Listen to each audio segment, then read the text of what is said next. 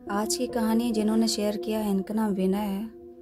और ये जो इंसिडेंट इन्होंने बताया ये इनके पापा के साथ हुआ था जब वो अपनी कॉलेज की पढ़ाई के साथ साथ अपना एक पार्ट टाइम जॉब कर रहे थे।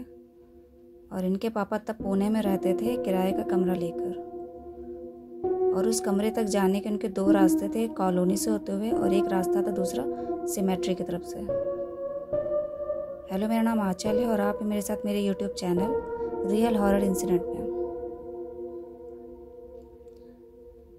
विनय बताते हैं कि इनके जो पापा थे जब वो अपने कॉलेज टाइम पे थे तो कॉलेज की पढ़ाई के साथ साथ वो पार्ट टाइम जॉब भी कर रहे थे, क्योंकि उनकी जॉब ऐसी थी, वो इवनिंग की शिफ्ट लगती थी और जहाँ से लौटने में उनका कोई टाइम नहीं था। कभी वो 11 बजे आ जाते थे, कभी 11:30, कभी 1:30 बज जाता था उनको आते आते। उनके साथ दिक्कत ये थी कि उनका जो कमरा था वहाँ तक जाने के दो रास्ते थे। एक रास्ता पड़ता था कॉलोनी की तरफ से और एक था कब्रिस्तान की तरफ से। कब्रिस्तान वाला रास्ता लंबा था, इसलिए वो कॉलोनी की तरफ से ही ज़्यादा जाते थे। लेकिन वहाँ एक दिक्कत ये थी, जो कॉलोनी वाला रास्ता था वहाँ पे जो स्ट्रीट डॉग्स थे वो बाइक वालों को परेशान बहुत करते थे।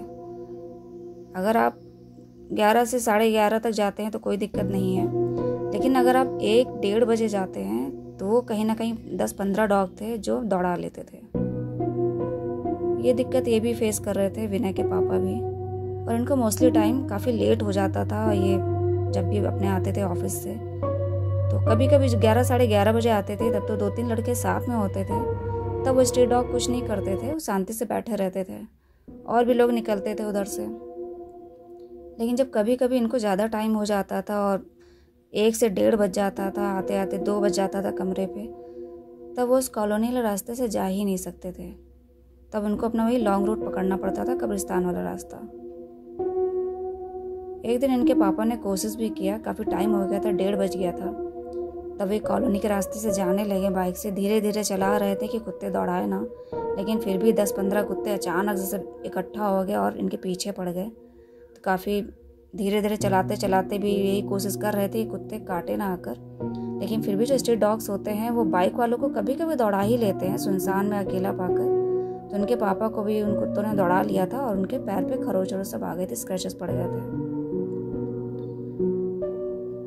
उस दिन के बाद से वो कई दिन फिर उस रास्ते से नहीं निकले और कब्रिस्तान वाले रास्ते से ही निकले, क्योंकि उनको भी मन में डर बैठ गया था कि हाँ उधर से जाएंगे तो कहीं कुत्ते काट ना लें।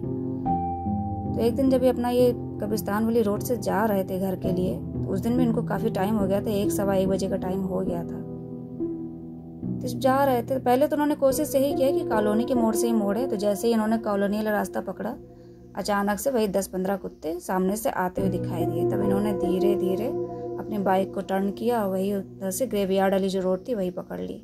कुत्ते पीछे पीछे तब भी आ रहे थे, लेकिन जब वो पता नहीं, जो भी कुत्ते थे वो कॉलोनी के रोड पे ही रहते थे, वो कब्रिस्तान वाले रास्ते पे नहीं आते थे। या तो उनका एरिया बटा होगा, जैसे कहते हैं ना कुत्तों का एरिया बटा होता है, तो शायद उनका भी रहा होगा।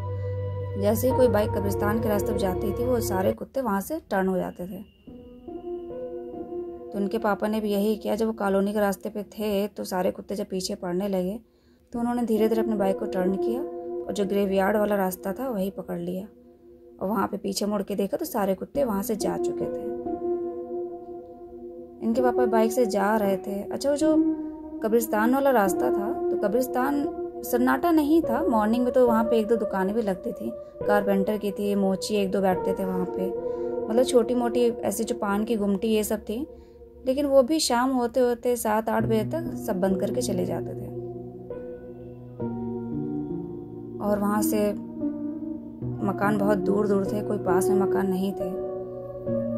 तो उनके पापा जब वहाँ पे जा रहे थे उस रास्ते से, तो एक दिन उनको वहाँ पे कुछ सामान पड़ा दिखाई दिया था साइड में, वहीं झाड़ी के पास। दूर से ही रात में कुछ ऐसा चमक रहा था, तो उनके पापा को दूर से ही लग रहा था कि वहाँ कुछ पड़ा हुआ है कब्रिस्तान के पास, चमक रहा है।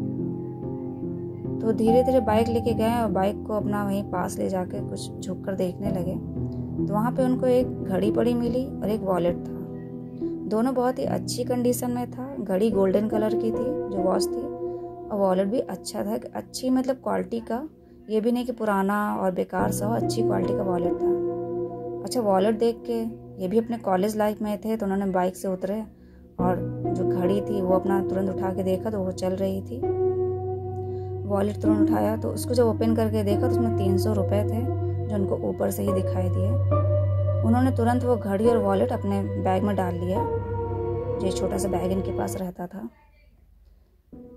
लेकिन वहाँ पे एक जोड़ी कपड़ा भी पड़ा था, एक क्रीम कलर की शर्ट थी और एक ब्राउन कलर की पैंट पड़ी थी और एक लाठी पड़ी थी, वहाँ पे बेल्ट पड़ी थी। इतना सामान था। उन्होंने वो सामान नहीं छुआ, खाली घड़ी और वॉलेट उठा के अपने कमरे की तरफ चल दिया।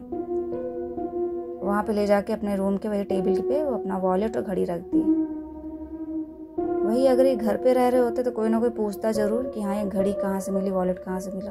लेकिन जो इनके साथ के लड़के थे उन्होंने ध्यान नहीं दिया, क्योंकि वो भी अपनी स्टडी और जॉब साथ साथ कर रहे थे, तो किसी को इतना टाइम नहीं होता था। रात में खाना खाए सो गए। अगले दिन से इनके पापा का फिर वही काम था, अपना कॉलेज जाना, पढ़ाई करना और शाम की इवनिंग शिफ्ट से अपना जॉब पे चले जाना। कभी कभी अच्छा होता है, हमें जो चीज़ें बाहर से पड़ी मिलती हैं या कुछ ऐसी चीज़ें होती हैं तो अच्छी तो होती है, अच्छी क्वालिटी की भी होती हैं, हम लोग उठा भी लेते हैं, बहुत से लोग रख भी लेते हैं, लेकिन उस चीज़ के पीछे का क्या रीज़न है वो हम नहीं जानते हैं। तो या तो आपको नुकसान नहीं करती है, लेकिन कभी कभी वही सब चीज़ें कुछ ऐसी निगेटिविटी लेकर आती है कि या तो आपको तुरंत इफेक्ट पड़ेगा लाइफ में, या धीरे धीरे कुछ आपके साथ ऐसा घटित होता रहता है जो हम जान नहीं पाते हैं। बाद में हमें पता चलता है कि हमने यहाँ उस जगह पे गलती करी थी। यही विनय के पापा के साथ भी हुआ था। उनके साथ धीरे धीरे वाली यहाँ कोई घटना नहीं हुई, उनके साथ जो हुआ तुरंत का हुआ। वो अपना ऑफिस और ये काम जो कर रहे थे और उस घड़ी को पहन के निकलते थे, वॉलेट में उन्होंने अपने और भी पैसे रखे। लेकिन जब दूसरे दिन, जिस दिन उनको वॉलेट रात में पड़ा मिला था, तो उसी दिन उन्होंने रात में जल्दी से वॉलेट खोला। होता है ना, एक मन में होता है कि क्या है देखे, और सारी पॉकेट देखे। तो उन्होंने सारी पॉकेट ओपन करके देखी तो कुछ सिक्के पड़े थे और 300 रुपये था और एक ताबीज़ पड़ी थी काले कपड़े से बंधी हुई। तो उन्होंने ताबीज़ उठा के तुरंत अपनी वही अलमारी थी जहाँ पे इनकी बुक और ये सब रखा रहता था, वहीं पर डाल दी किनारे। और उसी वॉलेट में अपना कुछ सामान रखा, फ़ोटो वोटो जो भी सामान था इन्होंने अपना रखा। और नेक्स्ट टाइम से अपना ये 2 दिन ऑफिस गए, काम पे भी गए, वही घड़ी पहन कर वही वॉलेट लेके। लेकिन जब तीसरा दिन इनके साथ आया, ये फिर कोशिश किए कि ये कॉलोनी वाले रास्ते से जाएं, लेकिन फिर दूर से ही वही 10-15 स्ट्रीट डॉग थे, वो वहीं से घूरने लगे कि यहाँ पे तुम्हारी एंट्री नहीं है। तो वहीं से उन्होंने फिर मजबूरी में अपना वो बाइक को ग्रेवयार्ड वाले रास्ते पे ही अपना बैक कर लिया। लेकिन इस बार उल्टा हुआ, वो जो कुत्ते उस रोड पे आते नहीं थे, इस बार उन कुत्तों ने उनको दौड़ा लिया। कम से कम 15-20 कुत्ते वहाँ पे आ गए स्ट्रीट डॉग, और उनकी बाइक के पीछे कस के आने लगे। अभी अपनी बाइक को भगा भी नहीं सकते थे और रोक भी नहीं सकते थे, क्योंकि 15-20 कुत्ते इनके पीछे पड़े थे। तो अचानक से सारे कुत्ते आ गए और उनकी बाइक के पीछे पड़ गए, चारों तरफ से घेर लिया इनको। और कोई इनका पैर, कोई पैंट जो था वो खींच रहा है, कोई पंजे मार रहा है, कोई दांत गड़ाने की कोशिश कर रहा है। लेकिन वो लोग काट इसलिए नहीं पाए क्योंकि तभी पीछे से अचानक से एक ट्रक आया, और ट्रक के शोर से ये कुत्ते सब भागे हैं। तो उसी में इनकी बाइक जो डिसबैलेंस हुई है, तो वहीं पे वो कब्रिस्तान के पास ये अपना गिर गए। वहाँ पे जब गिरे हैं तो जो ट्रक वाला था वो भी उतर के आया और इनको उठाया। तब ये थोड़ा ये भी उठे तो बाइक वाइक खड़ी की, लेकिन तब इनके पैर में काफ़ी चोट लग गई थी। कुछ तो कुत्तों के कारण लग गई थी, कुछ जब ये बाइक गिरी थी तो उसके नीचे पैर दब गया था, तो उससे इनके स्क्रैचेस और काफ़ी चोट लग गई थी। जो ट्रक वाला था उसने उतर के इनको उठाया, सब कपड़े वपड़े इनके सही किए। खैर वो भी वहाँ से चला गया। तो इनकी जो तुरंत नज़र पड़ी अपनी वॉलेट पे पड़ी और घड़ी पर पड़ी। होता है ना, इंसान जब गिरता है तो अचानक से वो अपना हाथ टटोलता है, पर्स वर्स देखता है। इन्होंने जब टटोला तो इनके ना वॉलेट था उनके पास, ना घड़ी थी। घड़ी भी कहीं गिर गई थी, वॉलेट भी कहीं गिर गया था। इन्होंने आसपास सब ढूंढा, कहीं भी दिखाई नहीं दिया। तब इनको थोड़ी दूर पे घड़ी वहीं पे झाड़ियों के पास दिखाई दी, जहाँ से इन्होंने उठाया था उस घड़ी को। तो वहाँ जाके जब पास में देखा तो घड़ी 2 टुकड़े में हो चुकी थी, टूट चुकी थी, लेकिन अभी भी वो चल रही थी। वॉलेट काफ़ी ढूंढा, इनको वॉलेट अपना नहीं मिला। वो इधर उधर ढूंढ ही रहे थे, क्योंकि उस दिन इनको सैलरी भी मिली थी। ये बहुत परेशान थे कि आज ही सैलरी मिली और आज ही एक्सीडेंट हो गया, वॉलेट भी मेरा गिर गया। जो भी इनकी 5-6 हज़ार उस टाइम सैलरी थी, तो उन्होंने अपने पॉकेट में रखा हुआ था। लेकिन उनका जो वॉलेट था वो नहीं मिला। वो काफ़ी परेशान होकर थोड़े ढूंढने लगे। रात का सन्नाटा भी था, कुत्तों का भी डर था कि कहीं अचानक से पीछे से ना आ जाए, और वो ट्रक वाला तो जा ही चुका था। तो काफ़ी वहाँ सन्नाटा था। इन्होंने आसपास ढूंढा और काफ़ी चोट लगने के कारण फिर यहाँ ज़्यादा देर नहीं रुक पाए। तो जहाँ घड़ी पड़ी थी उन्होंने घड़ी उठा के देखा कि अगर सही हो सकती है, बन सकती है। वही वो देख ही रहे थे, लेकिन तभी अचानक से झाड़ियों के पीछे से उनको एक हल्का सा एक परछाई जैसी दिखी। और जब इन्होंने ध्यान से देखा तो वो परछाई वही कपड़ा पहने था। एक आदमी था जो क्रीम कलर की शर्ट और ब्राउन कलर की पैंट पहने था और एक लाठी लिए था। इनके आंखों के सामने वही इमेज आ गई जब इन्होंने पहली बार ये घड़ी वहाँ से उठाई थी। 2-3 दिन पहले वॉलेट उठाया था तो वहाँ पे इसी कलर के कपड़े पड़े थे। एक क्रीम कलर की शर्ट पड़ी थी, बेल्ट पड़ी थी, लाठी और एक ब्राउन कलर की पैंट पड़ी थी। इन्होंने उस घड़ी को वहाँ फेंका है और जल्दी जल्दी उठे खड़े, तभी अपनी चोट उठ सब भूल गए, बाइक स्टार्ट करी और वहाँ से भागते हुए गए हैं अपने रूम पर। तब तक इनका ये 2-2:30 बज चुका था, इतना जो भी इंसिडेंट हुआ इनके साथ। रूम पर जब पहुँचे हैं तो और भी लड़के थे। उन्होंने जब हाल देखा तो वो लोग भी परेशान हुए। तो दूसरे दिन फिर इनको सुबह सुबह लेकर गए हैं हॉस्पिटल, पट्टी वट्टी से बैंडेज करवाने के लिए। तो जब ये मॉर्निंग में निकले हैं तो उसी रास्ते से निकले, कब्रिस्तान की रोड से। तो वहाँ पे इन्होंने पूछा, जो मोची और कारपेंटर थे, तो उनसे जब भी निकलते थे बात होती रहती थी, जान पहचान थी।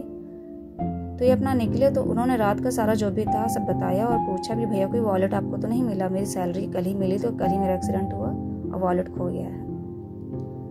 अच्छा, जो मोची था वो तुरंत बोला कि हाँ भैया, एक मिला तो है और सैलरी का नहीं पता, उसमें खाली 300 रुपये पड़े हैं।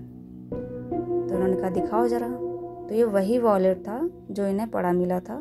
और जब इन्हें पड़ा मिला था तब भी उस वॉलेट में 300 रुपये ताबीज़ थे। जब मोची ने खोल के दिखाया कि लो भैया, इसमें खाली 300 रुपये हैं और एक काले रंग का ताबीज़ पड़ा है, तो हम किनारे हमने रख दिया था।